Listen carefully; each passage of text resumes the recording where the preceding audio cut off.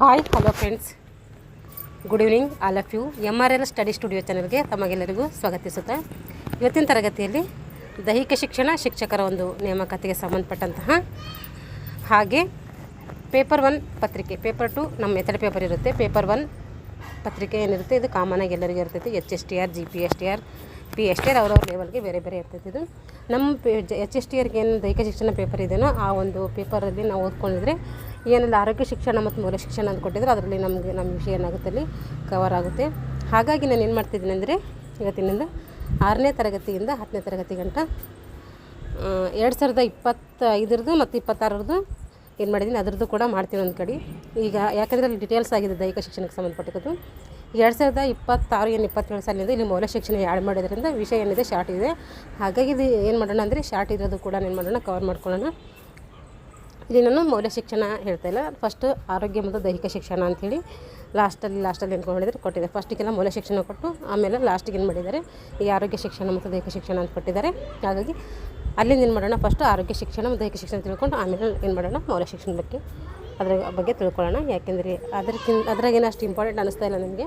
ಹಾಗಾಗಿ ಮೊದಲು ತಿಳ್ಕೊಂಡು ಆಮೇಲೆ ಬೇಕಾದರೆ ಆ ಟಾಪಿಕ್ಗಳನ್ನು ನೋಡೋಣ. ಇದು 6ನೇ ತರಗತಿ ಪಾರ್ಟ್ 1 ಆಗಿರ್ತೈತೆ. ಇದು ದೈಹಿಕ ಶಿಕ್ಷಣ ಮತ್ತು ಆರೋಗ್ಯ ಶಿಕ್ಷಣ. ದೈಹಿಕ ಶಿಕ್ಷಣದಲ್ಲಿ ಕಲಿಯುವ ಪಠ್ಯ ಮತ್ತು ಪ್ರಾಯೋಗಿಕ ಪಾಠಗಳು. ದೈಹಿಕ ಶಿಕ್ಷಣ ಮತ್ತು ಜ್ಞಾನ ಹಾಗೂ ತಿಳುವಳಿಕೆಯ ಆಯಾಮ. ಶರೀರ ಮಾಧ್ಯಮ ಖಲು ಧರ್ಮ ಸಾಧನ ಎಂಬ ನಾನುಡಿಯಂತೆ ದೈಹಿಕ ಶಿಕ್ಷಣವು ಸಾಮಾನ್ಯ ಶಿಕ್ಷಣದ ಒಂದು ಅವಿಭಾಜ್ಯ ಅಂಗ. ಅದರಿಂದ ಮಕ್ಕಳ ಮಾನಸಿಕ ಶಾರೀರಿಕ ಮತ್ತು ಭಾವನಾತ್ಮಕ ಗುಣಗಳ ಒಂದು ಬೆಳವಣಿಗೆಯಲ್ಲಿ ನಾವು ಆಗೋದನ್ನು ನೋಡ್ತೀವಿ. ಸದೃಢ ದೇಹದಲ್ಲಿ ಸದೃಢವಾದಂಥ ಮನಸ್ಸಿರುತ್ತದೆ ಎಂಬಂತೆ ಶರೀರದ ಎಲ್ಲ ಅವಯವಗಳಿಗೆ ವ್ಯಾಯಾಮ ನೀಡಿ ದೇಹ ಮತ್ತು ಮನಸ್ಸನ್ನು ಆರೋಗ್ಯವಾಗಿಡಲು ದೈಹಿಕ ಶಿಕ್ಷಣ ಏನಾಗಿದೆ ಅತ್ಯಂತ ಮಹತ್ವದ ಪಾತ್ರವನ್ನು ಇಲ್ಲಿ ವಹಿಸ್ತದೆ. ಇಲ್ಲಿ ದೈಹಿಕ ಶಿಕ್ಷಣದ ಅರ್ಥ ಕೊಟ್ಟಿದ್ದಾರೆ ನೋಡಿರಿ. ಆರೋಗ್ಯವೇ ಭಾಗ್ಯ. ವ್ಯಕ್ತಿಯ ಶರೀರದ ಬೇರೆ ಬೇರೆ ಅವಯವಗಳಿಗೆ ದೈಹಿಕ ಚಟುವಟಿಕೆಗಳ ಮುಖಾಂತರ ತರಬೇತಿ ಕೊಡುವುದೇನಿದೆ ದೈಹಿಕ ಶಿಕ್ಷಣ ಅಂತ ಕರಿತೀವಿ. ಇಲ್ಲಿ ನಿಯಮಿತ ಚಟುವಟಿಕೆಗಳಿಂದ ದೇಹ ಮತ್ತು ಮನಸ್ಸು ಏನಾಗ್ತೈತೆ ಇಲ್ಲಿ ಸದೃಢವಾಗ್ತೈತೆ. ಇಲ್ಲಿ ಮೌಲ್ಯಗಳು ಏನು ಬೆಳೀತಾವೆ ಅಂದರೆ ನಾಯಕತ್ವದ ಗುಣ ಬೆಳೀತೈತೆ, ಧೈರ್ಯ ಬೆಳೀತೈತೆ, ಕ್ರೀಡಾ ಮನೋಭಾವನೆ ಬೆಳೀತೈತೆ ಹಾಗೂ ಸಹಕಾರ ಮನೋಭಾವನೆ ಕೂಡ ನಮಗೆ ಇಲ್ಲಿ ಬೆಳೀತೈತೆ. ಇಲ್ಲಿ ಕಬಡ್ಡಿ ಕೊಟ್ಟಿದ್ದಾರೆ ನೋಡ್ರಿ, ತಾತ್ವಿಕ ಮತ್ತು ಜ್ಞಾನ ತಿಳುವಳಿಕೆಯ ಆಯಾಮ ಅಂಥೇಳಿ. ಕಬಡ್ಡಿ ಆಟವು ಭಾರತದ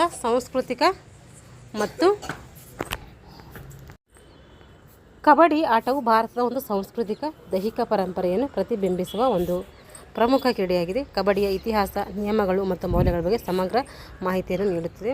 ಕಬಡ್ಡಿ ಆಟವು ಗ್ರಾಮಾಂತರ ಪ್ರದೇಶದಲ್ಲಿ ಹುಟ್ಟಿ ಇಂದು ರಾಷ್ಟ್ರೀಯ ಮತ್ತು ಅಂತಾರಾಷ್ಟ್ರೀಯ ಮಟ್ಟದಲ್ಲಿ ನಾವು ಬೆಳೆದಿರುವುದನ್ನು ನೋಡ್ತೀವಿ. ಭಾರತೀಯ ಕ್ರೀಡೆಗಳ ಬೆಳವಣಿಗೆಯನ್ನು ಇಲ್ಲಿ ಸ್ಪಷ್ಟಪಡಿಸುತ್ತದೆ. ಯಾವುದೇ ವಿಶೇಷ ಸಾಧನಗಳ ಅಗತ್ಯವಿಲ್ಲದೆ ಆಡಬಹುದಾದಂತಹ ಈ ಆಟವು ಎಲ್ಲ ವರ್ಗದ ಜನರಿಗೆ ಏನಾಗ್ತದೆ ಸುಲಭವಾಗಿ ಲಭ್ಯವಾಗುವುದರಿಂದ ಅದರ ಜನಪ್ರಿಯತೆ ಏನಾಗಿದೆ ಎಂದು ಹೆಚ್ಚಾಗಿದೆ. ಪ್ರಾಚೀನ ಕಾಲದಿಂದಲೂ ಈ ಆಟವು ವಿವಿಧ ಹೆಸರುಗಳಿಂದ ಕರೆಯುತ್ತಿದ್ದರು. 1918ರಲ್ಲಿ ಕಬಡ್ಡಿ ಅಂತೇಳಿ ನಾಮಕರಣ ಮಾಡ್ತಾರೆ. ಈ ಆಟಕ್ಕೆ ಕಬಡ್ಡಿ ಅಂಥೇಳಿ ನಾಮಕರಣ ಮಾಡಿ ಅದರಿಂದ ಈ ಒಂದು ಗೇಮನ್ನು ಕರೀತಾರೆ. ನಂತರ ನಿಯಮಗಳ ರಚನೆ ಮಾಡ್ತಾರೆ, ಸಂಘಟನೆಯ ಸ್ಥಾಪನೆ ಮಾಡ್ತಾರೆ ಹಾಗೂ ಏಷ್ಯನ್ ಗೇಮ್ಸ್ನಲ್ಲಿ ಸೇರ್ಪಡೆಯಾಗಿರುವ ವಿವರಗಳು ಕೂಡ ಕಬಡ್ಡಿಯ ಇತಿಹಾಸದಲ್ಲಿ ವಿಕಾಸವನ್ನು ತೋರಿಸುತ್ತವೆ. ಇದು ಒಲಿಂಪಿಕ್ ಸೇರ್ಪಡೆಯಾಗಿಲ್ಲ, ಆದರೆ ಎಲ್ಲಿ ಸೇರ್ಪಡೆಯಾಗಿದೆ ಏಷ್ಯನ್ ಗೇಮ್ಸ್ನಲ್ಲಿ ಸೇರ್ಪಡೆಯಾಗಿದೆ. ಇದಲ್ಲದೆ ಆಟದ ಸಾಮಾನ್ಯ ನಿಯಮಗಳನ್ನು ಸ್ಪಷ್ಟವಾಗಿ ವಿವರಿಸುವುದರಿಂದ ಶಿಸ್ತು ಮತ್ತು ನ್ಯಾಯಬದ್ಧತೆಯ ಮಹತ್ವ ಇಲ್ಲಿ ತಿಳಿಯುತ್ತದೆ. ಕಬಡ್ಡಿ ಆಟವು ದೈಹಿಕ ಶಕ್ತಿಯ ಒಂದು ಜೊತೆಗೆ ಮಾನಸಿಕ ಏಕಾಗ್ರತೆ, ಧೈರ್ಯ, ತ್ವರಿತ ನಿರ್ಣಯ, ಸಾಮರ್ಥ್ಯ ಮತ್ತು ತಂಡ ಭಾವನೆಯನ್ನು ಬೆಳೆಸಿ ವಿದ್ಯಾರ್ಥಿಗಳ ಸಮಗ್ರ ವ್ಯಕ್ತಿತ್ವ ವಿಕಾಸವನ್ನು ಏನು ಮಾಡ್ತದೆ ಇಲ್ಲಿ ಪ್ರೇರಣೆಗೊಳಿಸ್ತೈತೆ. ಇಲ್ಲಿ ಕಬಡ್ಡಿ ಈಗ ತಾತ್ವಿಕ ವಿಭಾಗ ನೋಡ್ಕೊಂಡು ಇಷ್ಟು ತಾತ್ವಿಕ ಕೊಟ್ಟಿದ್ದಾರೆ. ಇದ್ರಾಗೇನು ಇಂಪಾರ್ಟೆಂಟ್ ಅಂತ ಅನಿಸ್ತೈತೆ, ಬಟ್ 2025ರಲ್ಲಿ ನಾವು ಓದ್ಕೊಂಡ್ರೆ 2025-26ನೇ ಸಾಲಿ ಪಠ್ಯ ಪುಸ್ತಕ ಓದ್ಕೊಂಡ್ರೆ ಅಲ್ಲಿ ಈ ವಿಷಯ ಕವರ್ ಆಗುತ್ತೆ. ಆದರೂ ಕೂಡ ಏನಾದರೂ ಹೊಸದಿರುತ್ತೇನೆ ಅಂಥೇಳಿ ಒಂದ್ಸರಿ ಎಲ್ಲ ನೋಡ್ಕೊಳ್ಳೋಣ. ಈಗ ಪ್ರಾಯೋಗಿಕ ನೋಡ್ರಿ. ಕಬಡ್ಡಿ ಪ್ರಾಯೋಗಿಕವು ಆಕ್ರಮಣಕಾರಿ ಮತ್ತು ಸಂರಕ್ಷಣಾತ್ಮಕ ಕೌಶಲ್ಯಗಳನ್ನು ಇದು ಕ್ರಮಬದ್ಧವಾಗಿ ಕಲಿಸುತ್ತೆ. ಕ್ಯಾಂಟ್, ಟೋ ಟಚ್, ಸೈಡ್ ಕಿಕ್ ಮುಂತಾದ ಕೌಶಲ್ಯಗಳನ್ನು ಧೈರ್ಯ, ಚುರುಕು, ತ್ವರಿತ ನಿರ್ಧಾರ ಸಾಮರ್ಥ್ಯವನ್ನು ಬಳಸುತ್ತೆ. ಮುಂಗೈ, ಹಿಮ್ಮಡಿ ಮತ್ತು ತೊಡೆ ಹಿಡಿತಗಳಂತಹ ರಕ್ಷಣಾತ್ಮಕ ಕೌಶಲ್ಯಗಳನ್ನು, ತಂಡ ಸಹಕಾರ ಮತ್ತು ಸಮತೋಲನವನ್ನು ಇಲ್ಲಿ ಕಲಿಸುವುದರ ಜೊತೆಗೆ ಈ ಕೆಳಕಂಡ ಮೌಲ್ಯಗಳನ್ನು ಇದು ಕಲಿಸ್ತೈತೆ. ಮೌಲ್ಯಗಳು ಅಭಿವೃದ್ಧಿ ಆಗ್ತವೆ ನೋಡಿರಿ. ಇಲ್ಲಿ ಶಾರೀರಿಕ ಮೌಲ್ಯಗಳಾಗ್ತವೆ, ಫಿಸಿಯಾಲಜಿಕಲ್ ವ್ಯಾಲ್ಯೂಸ್ ಅಂತ ಕರಿತೀವಿ. ಮಾನಸಿಕ ಮೌಲ್ಯಗಳು ಬೆಳೀತವೆ ಇಲ್ಲಿ, ಸೈಕಲಾಜಿಕಲ್ ವ್ಯಾಲ್ಯೂಸ್ ಅಂತ ಕರಿತೀವಿ. ಸಾಮಾಜಿಕ ಮೌಲ್ಯಗಳು ಬೆಳೀತವೆ, ಸೋಷಿಯಲ್ ವ್ಯಾಲ್ಯೂಸ್ ಅಂತ ಕರಿತೀವಿ. ನೈತಿಕ ಮೌಲ್ಯಗಳು ಬೆಳೀತವೆ, ಮಾರಲ್ ವ್ಯಾಲ್ಯೂಸ್ ಅಂತ ಕರಿತೀವಿ. ಜೀವನ ಪಾಠಗಳು, ಲೈಫ್ ಲೆಸನ್ಸ್, ಇವೆಲ್ಲ ಏನಾಗ್ತವೆ ಮೌಲ್ಯಗಳು ಬೆಳೆಸ್ಬೋದು ನಾವು. ಇವಾಗ ಕಬಡ್ಡಿ ತಿಳ್ಕೊಂಡಿವಿ, ಇವಾಗ ಖೋ ಖೋ ಬಗ್ಗೆ ತಿಳ್ಕೊಳ್ಳೋಣ. ಖೋ ಖೋ ಇದ್ರ ಬಗ್ಗೆ ಜ್ಞಾನ ಮತ್ತು ತಿಳುವಳಿಕೆ ಏನು ಮೂಡಿಸ್ತದೆ ನೋಡಿರಿ 6ನೇ ತರಗತಿ ಮಕ್ಕಳಿಗೆ. ಖೋ ಖೋ ಆಟವು ಒಂದು ಅಪ್ಪಟ ಭಾರತೀಯ ಮೂಲದ ಆಟವಾಗಿದೆ. ನಮ್ಮ ದೇಶದ ಸಾಂಸ್ಕೃತಿಕ ಒಂದು ಕ್ರೀಡಾ ಪರಂಪರೆಯನ್ನು ಪ್ರತಿಬಿಂಬಿಸುತ್ತದೆ.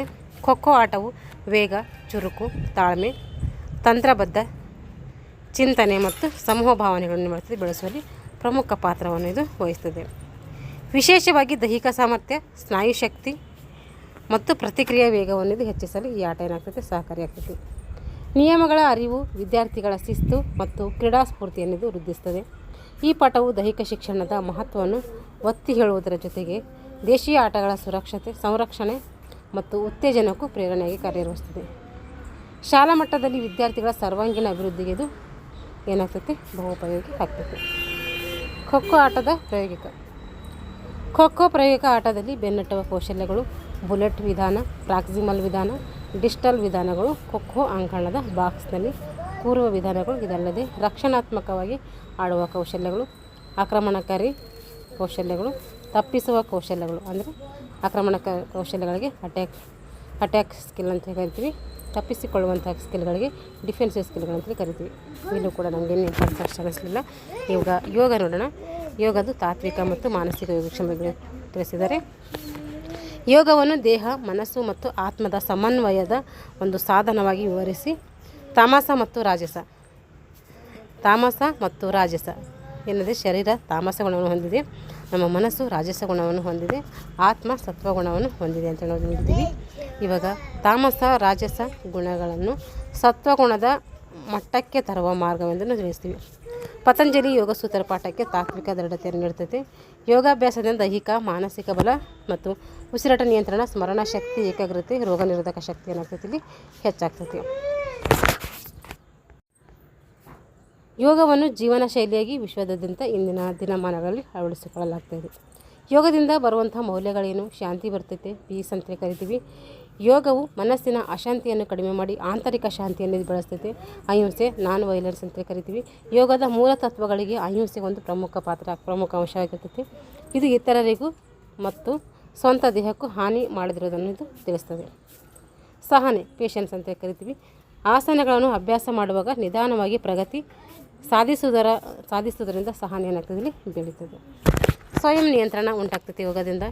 ನಿಯಮಿತ ಅಭ್ಯಾಸದಿಂದ ಜೀವನದಲ್ಲಿ ನಿಯಮ, ನಿಯಂತ್ರಣ ಮತ್ತು ಶಿಸ್ತನ್ನು ಬೆಳೆಸ್ತದೆ. ಸಮತೋಲನ, ಬ್ಯಾಲೆನ್ಸ್, ದೇಹದ ಸಮತೋಲನ ಜೊತೆಗೆ ಮನಸ್ಸಿನ ಸಮತೋಲನವನ್ನು ಸಾಧಿಸುವುದು ಯೋಗದ ಮುಖ್ಯ ಒಂದು ಅಂಶ ಆಗಿರ್ತೈತೆ. ಕೃತಜ್ಞತೆ, ಗ್ರ್ಯಾಟಿಟ್ಯೂಡ್ ಅಂತ ಕರಿತೀವಿ. ಯೋಗಾಭ್ಯಾಸವು ಜೀವನದ ಸಣ್ಣ ಸಂತೋಷವನ್ನು ಅರಿತುಕೊಳ್ಳಲು ಮತ್ತು ಕೃತಜ್ಞತೆಯನ್ನು ಬೆಳೆಸಲು ಸಹಾಯ ಮಾಡ್ತೈತೆ. ಆತ್ಮಜ್ಞಾನ, ಸೆಲ್ಫ್ ಅವೇರ್ನೆಸ್ ಅಂತ ಕರಿತೀವಿ. ಉಸಿರಾಟ ಮತ್ತು ಧ್ಯಾನದ ಮೂಲಕ ವ್ಯಕ್ತಿ ತನ್ನ ಅಂತರಂಗವನ್ನು ಅರಿತುಕೊಳ್ಳಲಿಕ್ಕೆ ಸಾಧ್ಯ ಆಗ್ತದೆ.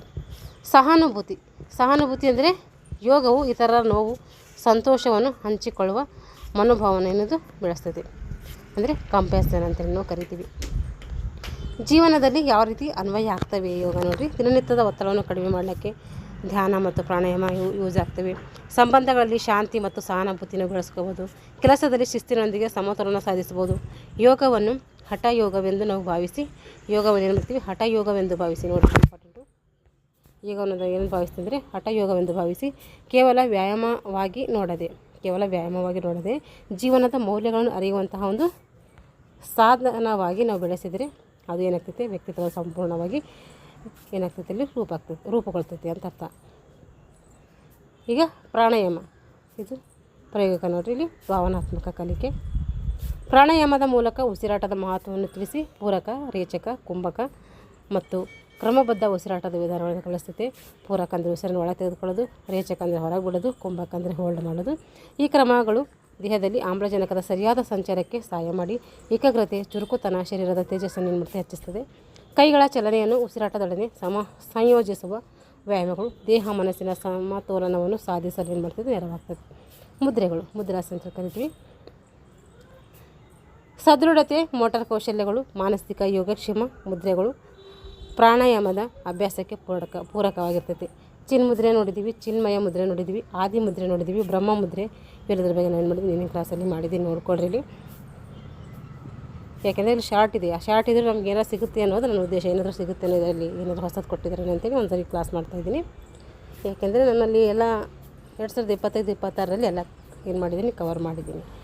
ಅಲ್ಲಿ ಡೀಟೇಲ್ಸ್ ಇದೆ, ಒಂದು ಸರಿ ನೋಡ್ಕೊಳ್ರಿ.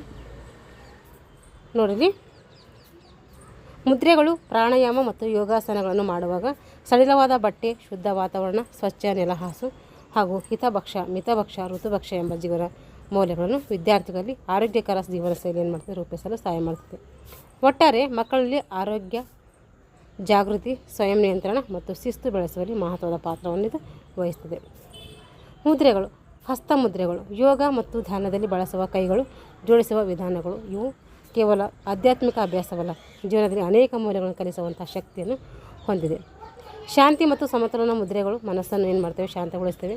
ಅಂತರಂಗದಲ್ಲಿ ಸಮತೋಲನವನ್ನು ಬೆಳೆಸ್ತವೆ. ಮುದ್ರೆಗಳ ವಿವರ ಇಲ್ಲಿದೆ. ಜ್ಞಾನ ಮುದ್ರೆ ಅಂದರೆ ನೋಡಿರಿ, ಜ್ಞಾನ ಮತ್ತು ಶಾಂತಿಯ ಸಂಕೇತ. ಜ್ಞಾನ ಮುದ್ರೆ ಅಂದರೆ ಏನು, ಎದುರು ಸಂಕೇತ ಅಂತ ಕೇಳ್ತಾರೆ. ಇದು ಜ್ಞಾನ ಮತ್ತು ಶಾಂತಿಯ ಸಂಕೇತ.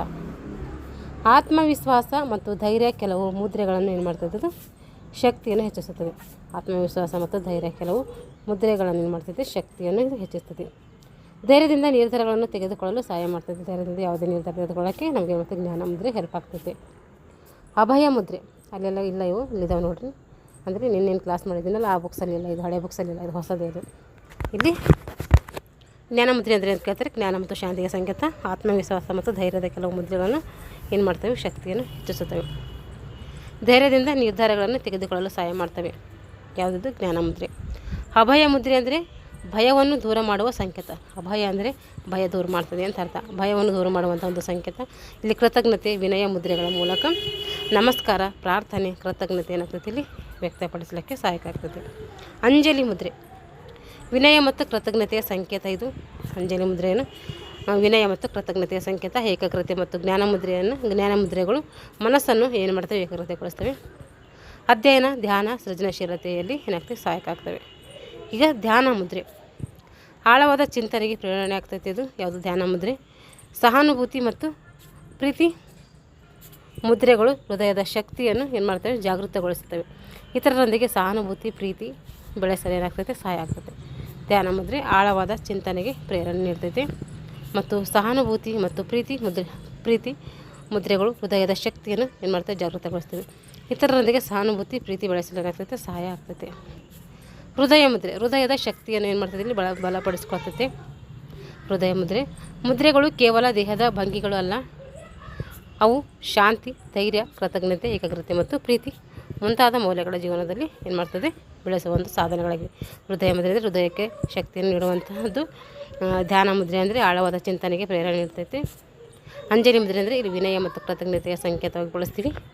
ಆಮೇಲೆ ಅಭಯ ಮುದ್ರೆ ಅಂದರೆ ಭಯವನ್ನು ಹೋಗಲಾಡಿಸುತ್ತೆ. ಜ್ಞಾನ ಮುದ್ರೆ ಅಂದರೆ ಜ್ಞಾನ ಮತ್ತು ಇದು ಶಾಂತಿಯ ಸಂಕೇತ. ಇವೆಲ್ಲ ನೆನಪಿಟ್ಕೊಳ್ಬೇಕು, ಕೇಳ್ತಾರೆ. ಈಗ ವೈಯಕ್ತಿಕ ಆರೋಗ್ಯ. ಆರೋಗ್ಯ ಶಿಕ್ಷಣ, ಆಹಾರ, ಆಟೋಟ, ಪ್ರಕೃತಿ ಚಿಕಿತ್ಸೆ, ಪೌಷ್ಟಿಕತೆ, ಜ್ಞಾನ ಮತ್ತು ತಿಳುವಳಿಕೆ. ಆರೋಗ್ಯ ಎನ್ನುವುದು ಕೇವಲ ರೋಗರಹಿತ ಸ್ಥಿತಿಯಲ್ಲ, ಬದಲಾಗಿ ದೈಹಿಕ, ಮಾನಸಿಕ ಮತ್ತು ಸಾಮಾಜಿಕ ಸುಸ್ಥಿತಿಯ ಒಂದು ಸಮತೋಲನವಾಗಿರಬೇಕು ಎಂಬ ಸಂದೇಶವನ್ನು ಸ್ಪಷ್ಟವಾಗಿ ತಿಳಿಸುತ್ತದೆ. ವಿಶ್ವ ಆರೋಗ್ಯ ಸಂಸ್ಥೆಯ ವ್ಯಾಖ್ಯೆಯ ಮೂಲಕ ಆರೋಗ್ಯ ಅರ್ಥವನ್ನು ವೈಜ್ಞಾನಿಕ ಒಂದು ದೃಷ್ಟಿಯಿಂದ ವಿವರಿಸಲಾಗಿದೆ. ಆರೋಗ್ಯವೇ ಭಾಗ್ಯ ಎಂಬ ಮಾತಿನ ಮೂಲಕ ಆರೋಗ್ಯದ ಮಹತ್ವವನ್ನು ವಿದ್ಯಾರ್ಥಿಗಳಿಗೆ ಮನವರಿಕೆ ಮಾಡಲಾಗಿದೆ. ಇಲ್ಲಿ ವೈಯಕ್ತಿಕ ಆರೋಗ್ಯ, ಸ್ವಚ್ಛತೆ ಪರಸ್ಪರ ಅವಿಭಾಜ್ಯ ಸಂಬಂಧ ಹೊಂದಿದೆ ಎಂಬುದನ್ನು ಉದಾಹರಣೆ ಮೂಲಕ ವಿವರಿಸಲಾಗಿದೆ. ಉಗುರು, ಹಲ್ಲು, ಚರ್ಮ, ಕಣ್ಣು, ಕಿವಿ, ಮೂಗು, ನಾಲಿಗೆ ಇವುಗಳ ಪಾಲನೆಯ ಬಗ್ಗೆ ಪ್ರತ್ಯೇಕವಾಗಿ ವಿವರಿಸುವ ಮೂಲಕ ದೇಹದ ಪ್ರತಿಯೊಂದು ಅಂಗವು ಆರೋಗ್ಯಕ್ಕೆ ಎಷ್ಟು ಮುಖ್ಯ ಎಂಬುದನ್ನು ತಿಳಿಸುತ್ತದೆ. ಸಂಬಂಧಿತ ವಿಟಮಿನ್ಗಳು, ಆಹಾರ ಪದಾರ್ಥಗಳು, ದಿನನಿತ್ಯದ ಅಭ್ಯಾಸಗಳನ್ನು ಇಲ್ಲಿ ಒಳಗೊಂಡಿರುವುದರಿಂದ ಪ್ರಾಯೋಗಿಕ ಜ್ಞಾನವನ್ನು ಇಲ್ಲಿ ನೀಡುತ್ತದೆ. ಚಟುವಟಿಕೆ ಮೂಲಕ ವಿದ್ಯಾರ್ಥಿಗಳನ್ನು ಸ್ವಯಂ ಪರಿಶೀಲನೆ ಮತ್ತು ಸ್ವಚ್ಛತೆಯ ಅಭ್ಯಾಸಗಳತ್ತ ಪ್ರೇರೇಪಿಸಲಾಗಿದೆ. ಇದರಿಂದ ಕೇವಲ ಪಠ್ಯ ಜ್ಞಾನವಲ್ಲದೆ ಜೀವನೋಪಾಯಕ್ಕಾಗಿ ಕೌಶಲ್ಯಗಳು ಬೆಳೆಯುತ್ತವೆ. ವೈಯಕ್ತಿಕ ಸ್ವಚ್ಛತೆ, ಹಲ್ಲು, ಉಗುರು, ಜ್ಞಾನೇಂದ್ರಿಯಗಳ ನಿರ್ವಹಣೆ, ಚರ್ಮ, ಕಣ್ಣು, ಮೂಗು, ಕಿವಿ, ನಾಲಿಗೆ ಇವು ಅಂಶಗಳನ್ನು ಮಕ್ಕಳಿಗೆ ಏನು ಮಾಡಬೇಕು, ಕಲಿಸಬೇಕು. ಪಂಚೇಂದ್ರಿಯಗಳು ಅಂತ ಕರಿತೀವಿ. ಪಂಚೇಂದ್ರಿಯಗಳು ಯಾವಂದರೆ ಕಣ್ಣು, ಕಿವಿ, ಮೂಗು, ನಾಲಿಗೆ, ಚರ್ಮ. 5 ಪಂಚೇಂದ್ರಿಯಗಳಕ್ಕೆ ಜ್ಞಾನೇಂದ್ರಿಯಗಳನ್ನು ಕೂಡ ನಾವು ಕರಿತೀವಿ. ಪದ ಕವಯತ್ತು ಪ್ರಾಯೋಗಿಕ ವಿಭಾಗದ ನೋಡಿರಿ. ಸಾವಧಾನ, ವಿಶ್ರಾಮ್, ಆರಾಮ್ಸೆ, ಕದಮ್ ತಾಲ್, ಥಾಮ್, ಸಾಲು ವಿಭಜನೆ ಎಂಬ ಚಟುವಟಿಕೆಗಳ ಮೂಲಕ ವಿದ್ಯಾರ್ಥಿಗಳ ಶರೀರದ ನೇರ ನಿಲುವು, ಸಮತೋಲನ, ಸಂಯಮ ಏನಾಗ್ತದೆ ವೃದ್ಧಿ ಆಗ್ತದೆ. ಪ್ರತಿಯೊಂದು ಆಜ್ಞೆಯನ್ನು ಸರಿಯಾದ ಕ್ರಮದಲ್ಲಿ ಅನುಸರಿಸುವುದರಿಂದ ಆಜ್ಞೆ ಪಾಲನೆ ಮತ್ತು ಏಕಾಗ್ರತೆಯಲ್ಲಿ ಹೆಚ್ಚಾಗ್ತದೆ. ಕದಮ್ ತಾಲ್, ಥಾಮ್ ಚಲನಗಳು ಸಮಯ ಪಾಲನೆ, ತಾಳಮೇಳಗಳನ್ನು ಕಲಿಸ್ತದೆ. ಸಾಲು ವಿಭಜನೆ ಅಭ್ಯಾಸವು ಸಂಘಟನೆ, ತಂಡ ಭಾವನೆ ಮತ್ತು ಸ್ಥಳ ಜ್ಞಾನವನ್ನು ಅಭಿವೃದ್ಧಿಪಡಿಸ್ತದೆ. ಒಟ್ಟಾರೆಯಾಗಿ ಪದ ಕವಯತ್ತು ಪಾಠವು ದೈಹಿಕ ಆರೋಗ್ಯದ ಜೊತೆಗೆ ಮಾನಸಿಕ ಶಿಸ್ತು, ಆತ್ಮವಿಶ್ವಾಸ ಮತ್ತು ನಾಯಕತ್ವದ ಗುಣಗಳನ್ನು ವಿದ್ಯಾರ್ಥಿಗಳಲ್ಲಿ ರೂಪಿಸಲು ಏನಾಗ್ತದೆ ಮಹತ್ವದ ಪ್ರಾಯೋಗಿಕ ಚಟುವಟಿಕೆ ಆಗಿದೆ ಇದು. ಈಗ ರಾಷ್ಟ್ರೀಯ ಭಾವೈಕ್ಯತೆ, ರಾಷ್ಟ್ರಗೀತೆ ಇದ್ರ ಬಗ್ಗೆ ನೋಡೋಣ. ಜನಗಣಮನ ಏನಾಗಿದೆ ನಮ್ಮ ರಾಷ್ಟ್ರಗೀತೆಯಾಗಿದೆ. ಭಾರತದಲ್ಲಿ ಏಕತೆ ಮತ್ತು ಭಾವೈಕ್ಯತೆಯ ಸಂಕೇತವಾಗಿದೆ. ಇದನ್ನು ನೊಬೆಲ್ ಪ್ರಶಸ್ತಿ ಪಡೆದಂತಹ ರವೀಂದ್ರನಾಥ್ ಟ್ಯಾಗೋರ್ ಅವರು ಏನು ಮಾಡಿದ್ದಾರೆ, ರಚಿಸಿದ್ದಾರೆ. ವಿವಿಧ ಜಾತಿ, ಭೂಭಾಗ, ನದಿಗಳು, ಪರ್ವತಗಳು, ಪ್ರಾಕೃತಿಕ ವೈವಿಧ್ಯತೆಗಳನ್ನು ಭಾರತವನ್ನು ಏನು ಮಾಡ್ತಿದ್ದಲ್ಲಿ ವರ್ಣಿಸ್ತದೆ. ಪಂಜಾಬ್, ಸಿಂಧು, ಗುಜರಾತ್, ಮರಾಠ, ದ್ರಾವಿಡ, ಉತ್ಕಲ, ವಂಗ ಪ್ರದೇಶಗಳ ಹೆಸರುಗಳನ್ನು ಏನು ಮಾಡಿದೆ ಉಲ್ಲೇಖಿಸುವ ಮೂಲಕ ಭಾರತದ ಭೌಗೋಳಿಕ ಮತ್ತು ಸಾಂಸ್ಕೃತಿಕ ವೈವಿಧ್ಯತೆ ಏನು ಮಾಡ್ತಿದ್ದಲ್ಲಿ ಪ್ರತಿಬಿಂಬಿಸ್ತದೆ. ಯಮುನಾ, ಗಂಗಾ ನದಿಗಳು ಮತ್ತು ಹಿಂದೂ ಮಹಾಸಾಗರದ ಉಚ್ಚಲ ಅಲೆಗಳಲ್ಲಿ ಈ ಭಾವನೆ ಏನಾಗ್ತದೆ ಪ್ರತಿಧ್ವನಿಸ್ತದೆ. ರಾಷ್ಟ್ರಗೀತೆ ಭಾರತದ ಜನರಲ್ಲಿ ಗೌರವ, ಪ್ರೀತಿ, ಅಭಿಮಾನ ಮತ್ತು ರಾಷ್ಟ್ರಾಭಿಮಾನಗಳನ್ನು ಏನು ಮಾಡ್ತದೆ, ಇದು ಉತ್ತೇಜಿಸುತ್ತದೆ.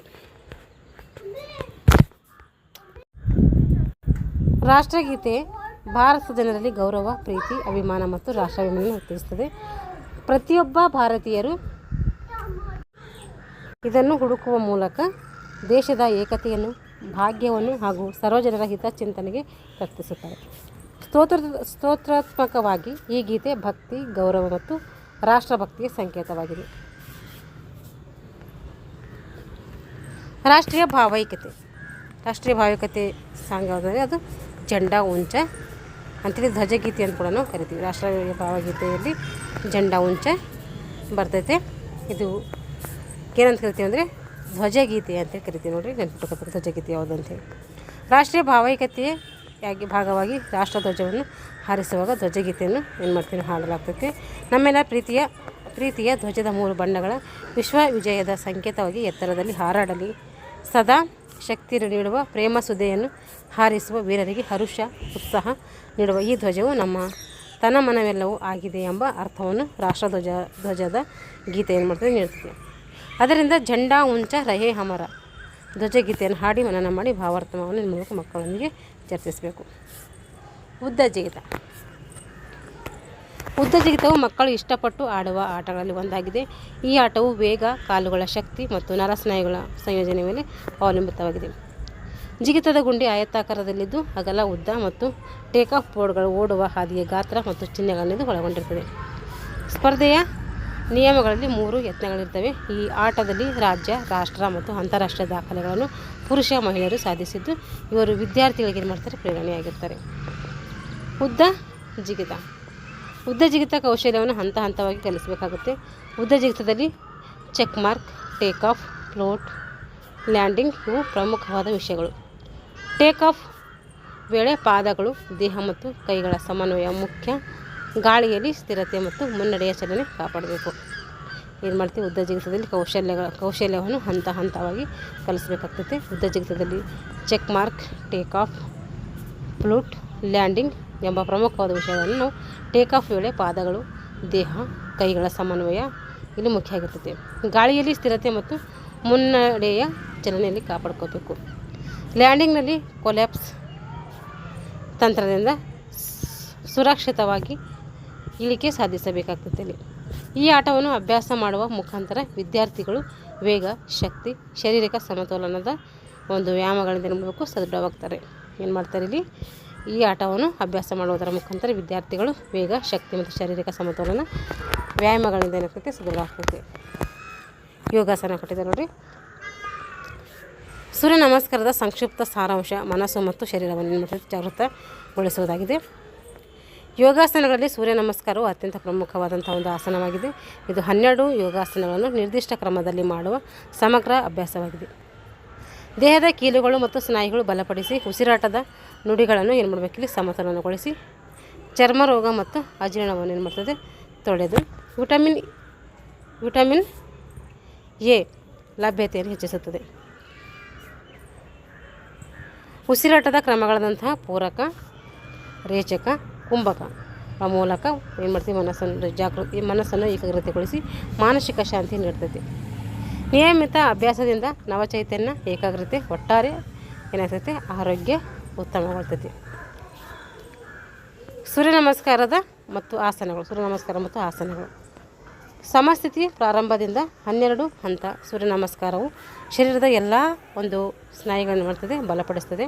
ನಿಂತು ಮಾಡುವ ಆಸನಗಳು ದೈಹಿಕ ಸಮತೋಲನ, ಶಕ್ತಿ, ಮೂಳೆ ಏನು ಮಾಡ್ತದೆ ಸ್ನಾಯುಗಳನ್ನು ಸುಧಾರಿಸಿದರೆ, ಕುಳಿತು ಮಾಡುವ ಆಸನಗಳಿಂದ ಏನು ಬೆನಿಫಿಟ್ಸ್ ಇದೆ ಅಂದರೆ ಏಕಾಗ್ರತೆ, ಶ್ವಾಸೋಚ್ಛ್ವಾಸ ನಿಯಂತ್ರಣ ಮತ್ತು ಮನಃಶಾಂತಿಗೆ ಏನಾಗ್ತದೆ ಸಹಾಯಕ ಆಗ್ತದೆ.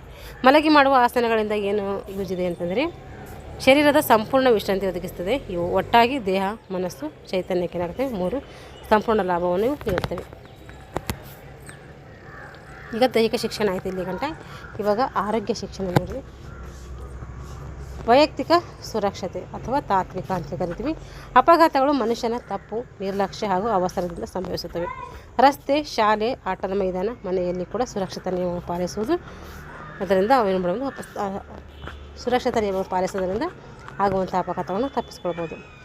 ರಸ್ತೆಯಲ್ಲಿ ಪಾದಚಾರಿಗಳು ಜೀಬ್ರಾ ಪಟ್ಟಿ ಬಳಸಿ ಸುರಕ್ಷಿತವಾಗಿ ನಡೆದು ದಾಟಬೇಕು. ಶಾಲೆಯಲ್ಲಿ ವಿದ್ಯುತ್ತನ್ನು, ರಾಸಾಯನಿಕ ವಸ್ತುಗಳಲ್ಲಿ ಎಚ್ಚರಿಕೆಗಳಲ್ಲಿ ಅಗತ್ಯ ಇರ್ತದೆ. ಆಟದ ಮೈದಾನದಲ್ಲಿ ಕವಚ, ಬೂಟು, ಶಿರಸ್ತ್ರಾಣ ಅಂದರೆ ಹೆಲ್ಮೆಟ್ಟು ಉಪಯೋಗಿಸಬೇಕು. ಮನೆಯಲ್ಲಿ ಬೆಂಕಿ, ಗ್ಯಾಸು, ಕುಕ್ಕರ್ ಇತ್ಯಾದಿ ಬಳಕೆಯಲ್ಲಿ ಜಾಗರೂಕತೆ ಇರಬೇಕು. ಪ್ರಥಮ ಚಿಕಿತ್ಸೆ ಅಂದರೆ ಅಪಘಾತಕ್ಕೆ ಒಳಗಾದ ವ್ಯಕ್ತಿಯನ್ನು ವೈದ್ಯರ ಸೇವೆ ಲಭ್ಯವಾಗುವವರೆಗೂ ಒಂದು ರಕ್ಷಿಸುವಂಥ ತಾತ್ಕಾಲಿಕ ಚಿಕಿತ್ಸೆ ಆಗಿರ್ತದೆ. ಈ ಚಿಕಿತ್ಸೆಯಲ್ಲಿ ರಕ್ತಸ್ರಾವ ನಿಲ್ಲಿಸುವುದು, ನೋವು ಕಡಿಮೆ ಮಾಡುವುದು, ರೋಗಿಯ ಸ್ಥಿತಿಯನ್ನು ಸ್ಥಿರವಾಗಿರಿಸುವುದು, ಧೈರ್ಯ ತುಂಬುವುದು ಮತ್ತು ಮುಂದಿನ ಚಿಕಿತ್ಸೆಗೆ ಸಹಾಯ ಮಾಡುವುದಾಗಿದೆ. ಪ್ರಥಮ ಚಿಕಿತ್ಸೆ ನೀಡುವಂಥ ಕೌಶಲ್ಯವನ್ನು ಎಲ್ಲ ವಿದ್ಯಾರ್ಥಿಗಳಿಗೂ ಕಲಿಸುವುದು ಏನಾಗ್ತೈತಿ ಅವಶ್ಯಕ ಆಗಿರ್ತೈತೆ. ತಾತ್ವಿಕ ಮೌಲ್ಯಗಳು, ಮಾನವೀಯತೆ, ಹ್ಯುಮ್ಯಾನಿಟಿ ಅಂತ ಕರಿತೀವಿ. ಗಾಯಗೊಂಡವರಿಗೆ ತಕ್ಷಣ ಸಹಾಯ ಮಾಡುವ ಮನೋಭಾವ, ಇದಕ್ಕೆ ಮಾನವೀಯತೆ ಅಂತ ನಾವು ಕರಿತೀವಿ. ಜವಾಬ್ದಾರಿ, ರೆಸ್ಪಾನ್ಸಿಬಿಲಿಟಿ ಅಂತೇಳಿ ಕರಿತೀವಿ. ಇತರರ ಸುರಕ್ಷತೆ ಮತ್ತು ಆರೋಗ್ಯದ ಹೊಣೆಗಾರಿಕೆಯನ್ನು ಅರಿತು ನಡೆದುಕೊಳ್ಳಬೇಕು. ಇದು ಏನಾಗ್ತದೆ ನಮ್ಮ ಜವಾಬ್ದಾರಿಯಾಗಿರ್ತದೆ. ಸಹಾನುಭೂತಿ ಅಂದರೆ ನೋವಿನಲ್ಲಿ ಇರುವವರಿಗೆ ಕರುಣೆ ತೋರಿಸುವುದು ಸಹಾನುಭೂತಿ, ಕಂಪೋಷನ್ ಅಂತ ಕರಿತೀವಿ. ಸಹಕಾರ, ಕೋಆಪರೇಷನ್, ಅಪಘಾತದ ಸಂದರ್ಭಗಳಲ್ಲಿ ಒಟ್ಟಾಗಿ ಕೆಲಸ ಮಾಡುವಂಥ ಗುಣ ಇರಬೇಕು. ಶಿಸ್ತು ಮತ್ತು ಜಾಗರೂಕತೆ, ಡಿಸಿಪ್ಲಿನ್ ಆ್ಯಂಡ್ ವಿಲೇಜಿಯನ್ಸ್, ತುರ್ತು ಪರಿಸ್ಥಿತಿಯಲ್ಲಿ ಸರಿಯಾದ ಕ್ರಮಗಳನ್ನು ಅನುಸರಿಸುವುದು. ಧೈರ್ಯ, ನ್ಯಾಷನಲ್ ಕರೇಜ್ ಅಂತ ಕರಿತೀವಿ. ಭಯವಿಲ್ಲದೆ ತಕ್ಷಣ ಕ್ರಮ ಕೈಗೊಳ್ಳುವಂಥ ಮನೋಬಲ. ಸಮಯ ಪಾಲನೆ, ನ್ಯಾಷನಲ್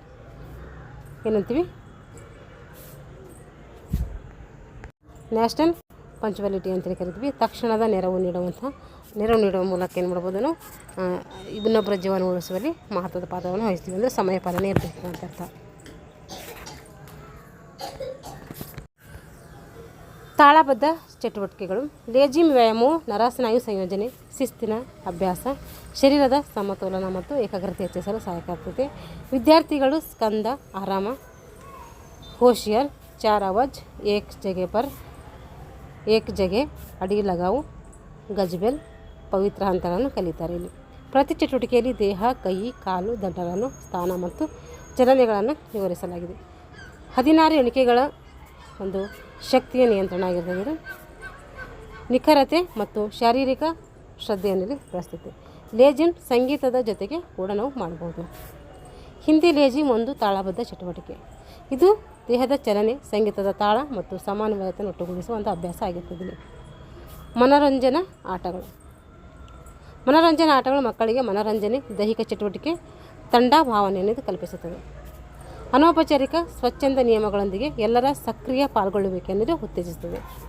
ಗೂಳಿ, ಕಾಳಗ, ಲಗೋರಿ, ಮೀನು ಮತ್ತು ಬಲೆ, ಹಾವು, ಮುಂಗುಸಿ, ಪಾದಸ್ಪರ್ಶ, ನಮಸ್ಕಾರ ಮತ್ತು ಗಾಂಧೀಜಿ, ಸ್ವಾಮೀಜಿ, ನೇತಾಜಿ, ಇರುವೆ ಸಾಲು, ನಾಯಕರ್ಯಾರು, ಮೂಟೆ ಹೋರು ಮುಂತಾದ ಆಟಗಳ ಶಕ್ತಿ, ವೇಗ, ಚಾತುರ್ಯ ಮತ್ತು ಸಹಕಾರವನ್ನು ಮಾಡ್ತದೆ, ಅಭಿವೃದ್ಧಿಪಡಿಸ್ತದೆ. ಶಿಕ್ಷಕರು ಆಟದ ನಿಯಮ ಮತ್ತು ಮಕ್ಕಳ ಸುರಕ್ಷತೆ ಬಗ್ಗೆ ನಮಗೂ ಗಮನ ನೀಡಬೇಕು. ಈ ಆಟಗಳು ಖೋ-ಖೋ, ಕಬಡ್ಡಿ ಮುಂತಾದ ದೈಹಿಕ ಆಟಗಳಿಗೆ ಪೂರಕವಾಗಿ ಕೆಲಸವನ್ನು ಮಾಡ್ತವೆ. ಆರೋಗ್ಯ ಸೌಹಾರ್ದತೆಗೆ ಮತ್ತು ಆನಂದ ಕೂಡ ನೀಡ್ತದೆ. ಆರೋಗ್ಯ ಸೌಹಾರ್ದತೆ ಮತ್ತು ಆನಂದ ಕೂಡ ಸಿಗ್ತೈತೆ. ಹೀಗೆ ರಾಷ್ಟ್ರೀಯ ಭಾವೈಕ್ಯತೆಯಲ್ಲಿ ರಾಷ್ಟ್ರಧ್ವಜದ ಬಗ್ಗೆ ತಿಳ್ಕೊಳ್ಳೋಣ. ಭಾರತದ ರಾಷ್ಟ್ರಧ್ವಜ ತ್ರಿವರ್ಣ ಧ್ವಜ ಅಂತೇಳಿ ಕರಿತೀವಿ. ಕೇಸರಿ ಇದು ಧೈರ್ಯ, ಬಿಳಿ ಶಾಂತಿ, ಹಸಿರು ಸಮೃದ್ಧಿಯ ಸಂಕೇತ, ಮಧ್ಯದಲ್ಲಿ ನೀಲಿ ಚಕ್ರವಿದೆ. ಅದು 24 ಗೆರೆಗಳಿಂದ ದೇಶದ ಪ್ರಗತಿಯನ್ನು ಸೂಚಿಸುತ್ತದೆ. ರಾಷ್ಟ್ರಧ್ವಜವನ್ನು ಗೌರವದಿಂದ ಹಾರಿಸಬೇಕು. ಸ್ವತಂತ್ರ ದಿನಾಚರಣೆ ಮತ್ತು ಗಣರಾಜ್ಯೋತ್ಸವ ಸಂದರ್ಭದಲ್ಲಿ ಕಡ್ಡಾಯವಾಗಿ ಹಾರಿಸಬೇಕು. ಅಂತಾರಾಷ್ಟ್ರೀಯ ಮಟ್ಟದ ಸಾಧನೆಗಳಲ್ಲಿ ಧ್ವಜ ಹಾರಿಸುವುದು ಹೆಮ್ಮೆ. ಧ್ವಜ ದೇಶಾಭಿಮಾನ ಮತ್ತು ಏಕತೆಯ ಸಂಕೇತವಾಗಿ ನಾವು ಅದನ್ನು ಬಳಸ್ತೀವಿ. ರಾಷ್ಟ್ರಧ್ವಜವು ದೇಶದ ಗೌರವ, ಏಕತೆ ಮತ್ತು ಸ್ವಾತಂತ್ರ್ಯದ ಸಂಕೇತವಾಗಿ ನಾವು ಬಳಸ್ತೀವಿ. ಅದರಿಂದ ಕಲಿಯಬಹುದಾದ ತಾತ್ವಿಕ ಮೌಲ್ಯಗಳು ಏನಿದ್ದಾವೆ ಇಲ್ಲಿದೆ ನೋಡ್ರಿ. ದೇಶ ಪ್ರೇಮ ಇದೆ. ದೇಶ ಪ್ರೇಮ ಪಾರ್ಟಿಲಿಸಮ್ ಅಂತೇಳಿ ಕರಿತೀವಿ. ಪಾರ್ಟಿಸಮ್ ಅಂತೇಳಿ ಕರಿತೀವಿ. ಧ್ವಜವು ದೇಶದ ಮೇಲೆ ಇರುವಂತಹ ಪ್ರೀತಿ ಮತ್ತು ನಿಷ್ಠೆಯನ್ನು ಇದೇನು ಮಾಡ್ತದೆ, ಪ್ರತಿಬಿಂಬಿಸ್ತದೆ. ದೇಶ ಪ್ರೇಮದಲ್ಲಿ ಏಕತೆ, ಯೂನಿಟಿ ಅಂತ ಕರಿತೀವಿ. ಎಲ್ಲ ನಾಗರಿಕರನ್ನು ಒಂದೇ ರಾಷ್ಟ್ರದ ಅಡಿಯಲ್ಲಿ ಒಗ್ಗೂಡಿಸುವಂಥ ಒಂದು ಸಂಕೇತ ನಾವು ಏಕತೆ ಅಥವಾ ಯೂನಿಟಿ ಅಂತ ಕರಿತೀವಿ. ಗೌರವ, ರೆಸ್ಪೆಕ್ಟ್, ಧ್ವಜಕ್ಕೆ ಸಲ್ಲಿಸುವ ಗೌರವವು ನಿಯಮ, ಸಂಸ್ಕೃತಿ, ಒಂದು ಪರಂಪರೆಯ ಗೌರವವನ್ನು ಇಲ್ಲಿ ಕಲಿಸ್ತದೆ. ಶಿಸ್ತು, ಡಿಸಿಪ್ಲಿನ್ ಅಂತ ಕರಿತೀವಿ. ಧ್ವಜಾರೋಹಣ, ಧ್ವಜ ಬಳಕೆ ನಿಯಮಗಳು ಶಿಸ್ತಿನ ಮಹತ್ವವನ್ನು ಇಲ್ಲಿ ತೋರಿಸುತ್ತದೆ. ತ್ಯಾಗದ ಸ್ಮರಣೆ, ಮೆಮೊರಿಯಲ್ ಆಫ್ ಸ್ಯಾಕ್ರಿಫೈ, ಸ್ವತಂತ್ರಕ್ಕಾಗಿ ಹೋರಾಡಿದವರ ತ್ಯಾಗವನ್ನು ಏನು ಮಾಡ್ತದೆ ಇಲ್ಲಿ ನೆನಪಿಸುತ್ತದೆ. ಆತ್ಮವಿಶ್ವಾಸ ಮತ್ತು ಹೆಮ್ಮೆ, ಕಾನ್ಫಿಡೆನ್ಸ್ ಆ್ಯಂಡ್ ಪ್ರೈಡ್, ಅಂದರೆ ಧ್ವಜವನ್ನು ನೋಡುವುದರಿಂದ ದೇಶದ ಮೇಲೆ ಏನಾಗ್ತದೆ, ಹೆಮ್ಮೆ ಮತ್ತು ಧೈರ್ಯ ಮೂಡ್ತದೆ. ಜವಾಬ್ದಾರಿ, ರೆಸ್ಪಾನ್ಸಿಬಿಲಿಟಿ ಅಂತ ಕರಿತೀವಿ. ದೇಶದ ಗೌರವವನ್ನು ಕಾಪಾಡುವ ಹೊಣೆಗಾರಿಕೆ ಅನ್ನೋದು ಏನಾಗ್ತದೆ, ಅರಿವಿಗೆ ತರ್ತದೆ.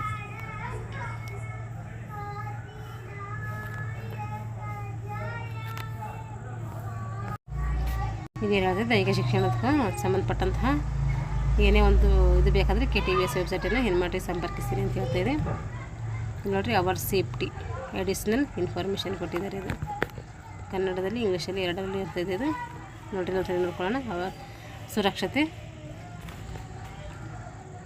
ಏನಾಯಿತು, ನಾನು ತುಂಬ ದಪ್ಪಾಗಿದ್ದೀನಿ, ನಾನು ತುಂಬ ಕಪ್ಪಾಗಿದ್ದೀನ, ನಾನು ತುಂಬ ದಪ್ಪಾಗಿದ್ದೀನ, ನಾನು ತುಂಬ ಕಪ್ಪಾಗಿದ್ದೀನ, ನನ್ನ ಎತ್ತರ ಸಾಕಷ್ಟಿದೆ, ನೀವು ಸರಿಯಾಗಿಯೇ ಇದ್ದೀರಾ. ಪ್ರತಿಯೊಬ್ಬರ ದೇಹವು ಏನಾಗಿರುತ್ತೆ, ವಿಭಿನ್ನವಾಗಿರ್ತದೆ. ನಾವೆಲ್ಲರೂ ಅನನ್ಯ ಮತ್ತು ವಿಶಿಷ್ಟ. ನೆನಪಿಡಿ, ನಮ್ಮ ದೇಹ ನಮಗೆ ಸೇರಿದ್ದು. ನಮ್ಮ ದೇಹದ ಕಾಳಜಿ ನಾವೇ ಮಾಡಿಕೊಳ್ಬೇಕು. ತಗೊಳ್ಳಿ ನಿಮ್ಮ ಊಟ, ಹೋಗಿ ಬನ್ನಿ. ಸುಮ್ಮನೆ ಇದು ಸುಮ್ಮನೆ ಹೇಳ್ತಾ ಇದ್ದೀನಿ. ಏನಾರ ಇದೇನಂತ ನೋಡ್ತಾ ಇದ್ದೀನಿ. ವೈಯಕ್ತಿಕ ಸುರಕ್ಷತೆ ನಿಯಮಗಳು ಪಾಲಿಸುವುದರಿಂದ ನಮ್ಮ ಸುರಕ್ಷಿತವಾಗಿರಬಹುದು. ನಮ್ಮ ದೇಹದ ಕೆಲವು ಭಾಗಗಳು ಕೂಡ ಏನಾಗ್ತವೆ, ಇತರರ ಒಂದು ಎದುರಿಗೆ ಬಟ್ಟೆಯಿಂದ ಮುಚ್ಚಿಕೊಳ್ಳುತ್ತೇವೆ. ಸುರಕ್ಷತಾ ನಿಯಮ ಇದು ಒಂದು ನೋಡಿರಿ. ವೈಯಕ್ತಿಕ ಸುರಕ್ಷತೆ ನಿಯಮಗಳು, ಇದನ್ನು ಹೇಳುವ ಹಕ್ಕು ನನಗಿದೆ. ಏನಿದೆ, ಇಲ್ಲಿ ಮುಟ್ಟಬೇಡಿ. ಇಲ್ಲೆಲ್ಲ ಬಾಣದ ಗುರುತು ತೋರಿಸಿದರು. ಇಲ್ಲೆಲ್ಲ ಮುಟ್ಟಬೇಡಿ. ಗುಡ್ ಟಚ್, ಬ್ಯಾಡ್ ಟಚ್ ಅಂತ ಕರಿತೀವಲ್ಲ. ಇಲ್ಲಿ ಬಾಯ್ಸ್ದು, ಇದು ಗರ್ಲ್ಸ್ದು. ಗುಡ್ ಟಚ್, ಬ್ಯಾಡ್ ಟಚ್ ಅಂತ ಹೇಳ್ತೀವಿ, ನಾವು ಕರಿತೀವಿ. ಈ ರೀತಿ ಹೇಳೋ ಹಕ್ಕು ನಮಗಿದೆ ಅಂತ ಅರ್ಥ. ನಾವು ಒಬ್ಬರನ್ನು ಪರಸ್ಪರ ಗೌರವಿಸುತ್ತೇವೆ. ಪ್ಲೇಸ್ ಅಥವಾ ಆಫ್ಲೈನ್ನಲ್ಲಿ ಇತರರೊಂದಿಗೆ ನಮ್ಮ ದೇಹದ ಖಾಸಗಿ ಭಾಗಗಳನ್ನು ಪರಸ್ಪರ ಮುಟ್ಟಬಾರದು ಅಥವಾ ತೋರಿಸಬಾರದು. ನೆನಪಿಡಿ, ನೀವೆಲ್ಲರೂ ಬಹಳ ಅಮೂಲ್ಯ. ನಿಮಗೆ ಸಹಾಯ ಮಾಡಲು ಸಾಕಷ್ಟು ಹಿರಿಯರು ಸಿದ್ಧರಿದ್ದಾರೆ. ಈ ವಿಷಯ ಮುಚ್ಚಿಡಬೇಡಿ. ಯಾರಿಗಾದರೂ ತಿಳಿಸಿ ಸಹಾಯ ಪಡೆಯಿರಿ. ಇದು ನಮ್ಮ ಸೇಫ್ಟಿ ಹೇಗೆ ಅಂತ ಹೇಳ್ತಾ ಇದ್ದಾರೆ ಇಲ್ಲಿ.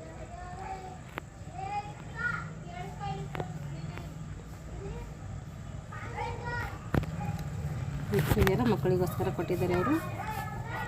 ಇನ್ನೂ ಇದೆ ನೋಡ್ರಿ ಇಲ್ಲಿ ಲಾಸ್ಟ್ ಒಂದು ಪಾಯಿಂಟ್ಸ್ ಅನಿಸ್ತದೆ. ಅಸಾಂಕ್ರಾಮಿಕ ರೋಗಗಳು ಅಂದರೆ ಸಾಂಕ್ರಾಮಿಕ ಅಲ್ಲದೆ ಬರುವಂಥ ರೋಗಗಳು. ಹೃದಯ ರಕ್ತನಾಳದ ಕಾಯಿಲೆಗಳು ಏನು ಮಾಡ್ತವೆ, ಇವು ಅಸಾಂಕ್ರಾಮಿಕ ರೋಗಗಳು ಅಂದರೆ ಸಾಂಕ್ರಾಮಿಕವಲ್ಲದ ರೋಗಗಳು ಅಂತ ಕರಿತೀವಿ. NCD ಇಂಗ್ಲೀಷಲ್ಲಿ NCD ಅಂತೇಳಿ ಕರಿತೀವಿ.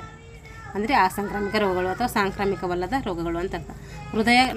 ಹೃದಯ ರಕ್ತನಾಳದ ಕಾಯಿಲೆಗಳು ಇವೇನು ಅಸಾಂಕ್ರಾಮಿಕವಾಗಿರ್ತವೆ. ಅದು ಸಾಂಕ್ರಾಮಿಕ, ಒಬ್ಬರಿಗಿಂತ ಒಬ್ಬರಿಗೆ ಬರೋದಿಲ್ಲ. ಈಗ ಏಡ್ಸು, ಕಾಲರ ಇವೆಲ್ಲ ಸಾಂಕ್ರಾಮಿಕ ರೋಗ ಅಂತ ಹೇಳ್ತೀವಿ. ಇವು ಅಸಾಂಕ್ರಾಮಿಕ, ಅಂದರೆ ಸಾಂಕ್ರಾಮಿಕ, ಒಬ್ಬರಿಂದ ಒಬ್ಬರಿಗೆ ಹರಡೋದಿಲ್ಲ. ಅಧಿಕ ರಕ್ತದೊತ್ತಡ BP ಇದನ್ನು ಕೂಡ ಒಬ್ಬರಿಂದ ಒಬ್ಬರಿಗೆ ಬರೋದಿಲ್ಲ. ಮಧುಮೇಹ, ಕೊಬ್ಬು ಇದನ್ನು ಕೂಡ ಒಬ್ಬರಿಂದ ಒಬ್ಬರಿಗೆ ಬರೋದಿಲ್ಲ. ಕ್ಯಾನ್ಸರ್ ಕೂಡ ಬರೋದಿಲ್ಲ ಅಂತ ನೋಡಿರಿ ಒಬ್ಬರಿಂದ ಒಬ್ಬರಿಗೆ. ದೀರ್ಘಕಾಲದ ಶ್ವಾಸಕೋಶದ ಕಾಯಿಲೆಗಳು, ಕ್ಯಾನ್ಸರ್ ನಮಗೆ ಒಂದ್ಸರಿ ಸಾಂಕ್ರಾಮಿಕ ಅಂತ ಅನಿಸುತ್ತೆ, ಆದರೆ ಸಾಂಕ್ರಾಮಿಕ ಅಲ್ಲ ಅದು, ಇದನ್ನು ಕೂಡ ಏನು ಅಸಾಂಕ್ರಾಮಿಕವಾಗಿರ್ತದೆ. ದೀರ್ಘಕಾಲದ ಶ್ವಾಸಕೋಶದ ಕಾಯಿಲೆಗಳು ನೋಡಿರಿ. ಬದಲಾಯಿಸಬಹುದಾದಂಥ ಕಾರಣಗಳು: ತಂಬಾಕು ಬಳಕೆ ಬದಲಾಯಿಸಬಹುದು, ಮದ್ಯಪಾನ ಸೇವನೆ ಬದಲಾಯಿಸಬಹುದು, ಅನಾರೋಗ್ಯಕರ ಆಹಾರ ಪದ್ಧತಿ ಬದಲಾಯಿಸಬಹುದು, ಕೆಲಸ ಮತ್ತು ವ್ಯಾಯಾಮ ಮಾಡದಿರುವುದು. ಇವೆಲ್ಲ ಬದಲಾಯಿಸಬಹುದಾದಂಥ ಕಾರಣಗಳು. ಇವೆಲ್ಲ ನಾವೇನು ಮಾಡ್ಬೋದು, ಬದಲಾಯಿಸ್ಕೊಳ್ಬೋದು. ಇವು ಬದಲಾಯಿಸಲಾಗದ ಕಾರಣಗಳು ಏನು ವೃದ್ಧಾಪ್ಯ, ವಯಸ್ಸಾಗಿದೆ ನಮಗೆ, ಅದು ಬದಲಾಯಿಸೋಕ್ಕಾಗಲ್ಲ. ಕೌಟುಂಬಿಕ ಹಿನ್ನೆಲೆ, ಅದು ಕೂಡ ಬದಲಾಯಿಸೋಕ್ಕಾಗಲ್ಲ. ಲಿಂಗ ಕೂಡ ಬದಲಾಯಿಸೋಕ್ಕಾಗಲ್ಲ.